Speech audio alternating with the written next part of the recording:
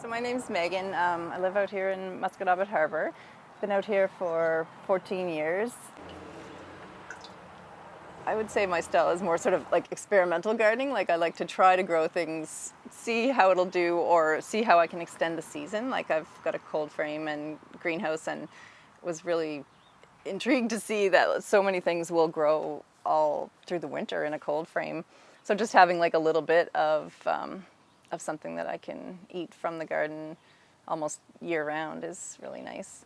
You know, you fine tune it as you go, like what you need, what your family will actually use and eat. And also, I'm lucky to live near Uprooted, so I feel like I can get local, fresh things. So I don't feel like I need to grow, you know, all the onions for the year kind of thing.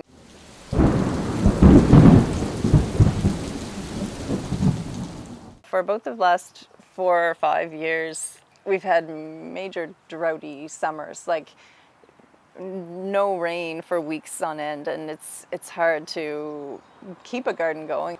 By June, it's drying up. Our well, I guess, would be the most obvious example. Like it didn't go dry for the first probably like 7 or 8 years we were here. The last few years it goes dry, like all through the summer. You kind of have to be careful. We've had to have it filled multiple times most summers, but this summer, I mean, we're into July and we've had like a month of rain, it feels like. So I was starting to think, oh, summer is here, it's not going to rain anymore, this is climate change. But I think a bigger reminder is that climate change is going to be unpredictable. And definitely the wind. I mean, I say to the kids, like, the wind didn't blow trees down when I was a kid, and now we have so many storms where that's a concern. We had a privacy fence blow right over. We had a tree come down back there, and we ended up being lucky in knowing someone with a mill, so milled up the wood and actually used some of that wood to build a grapevine trellis, like right in the same area. So that's kind of cool. I guess you just have to design for, you know, for the potential of high winds in this area nowadays, anywhere really. So the herbal medicine has really been a focus of mine the last few years. So many grow wild all around. I really tend to go for the simplest thing, which is just drying herbs and using them for tea. Got one called Cyclicity. I've got these little names that all have tea at the end. And yeah, just make blends that could support somebody at that time, or like an immunity, serenity, because there's so many herbs that can work on our adrenal system and just for stress and anxiety and sleep and things that people suffer with.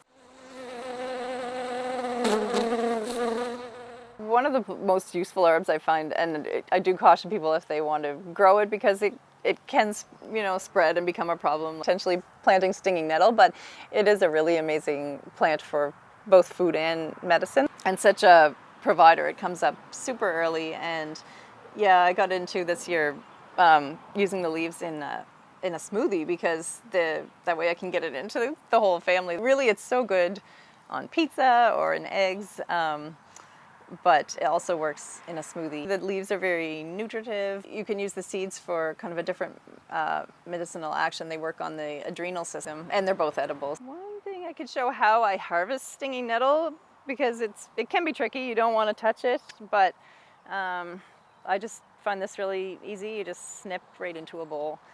And I will take some of the seeds for these smoothies.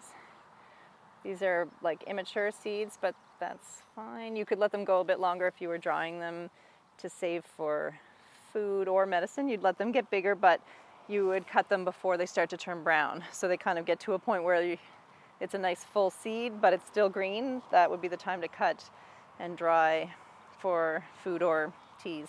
The nicer leaves to eat would be the smaller, like when it's really starting to come up, like the tips. But in a smoothie, I think you can get away with, I mean, I find it actually has a good kind of flavor.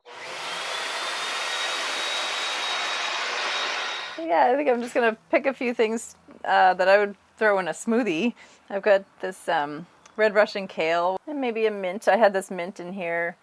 I'm going to grab a violet leaf, because that is edible, and there were more things like the cowslip primrose. This is a really nice little perennial that's edible. Like I could throw one of those in there. So then, yeah, I'll just look around for different things depending on what we need. Like my hubby was suffering from gout, and we happen to be blessed with goat weed. So if you do have goat weed, the younger leaves like that are good.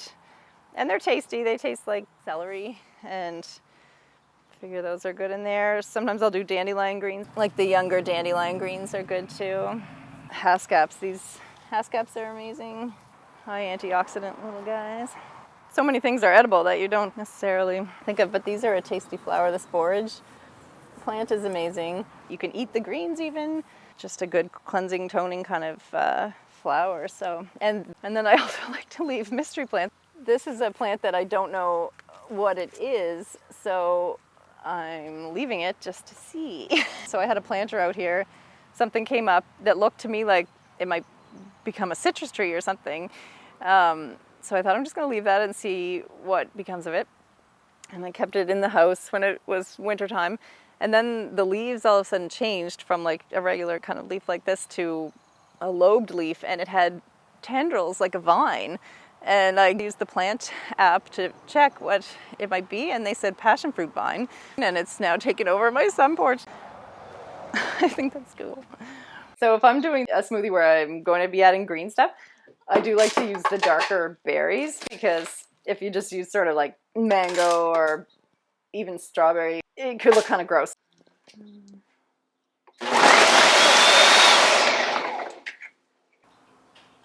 We all like smoothies, but if I have extra, I put it in and freeze it, and it makes a really nice popsicle.